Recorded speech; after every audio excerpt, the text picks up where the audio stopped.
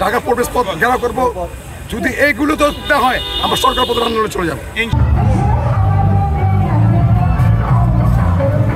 আমরা সুলতানপুর এলাকার বাসিন্দা, আমরা চাই যে এখানে একজন প্রতিনিধি দরকার, কারণ উনি তো নির্বাচিত এবং কোর্টের রায় দিছে।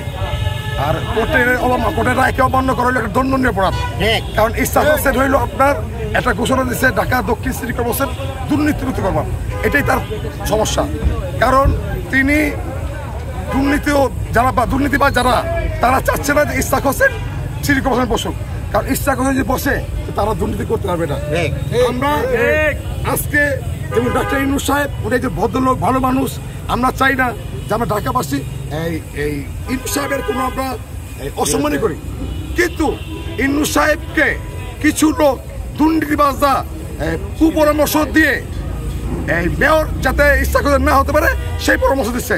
তাই আমরা বারবার বলতে আছি ঢাকাবাসী, যদি আপনারা সুন্দর মতো ইসরাক হোসেনের দায়িত্ব না বুঝে দেন, আমরা রেলপথ, এই ঢাকা প্রবেশ পথ ঘেরাও করবো। যদি এইগুলো তো না হয় আমরা সরকার পথের আন্দোলনে চলে যাবো ইনশাআল্লাহ। ধন্যবাদ আপনাকে।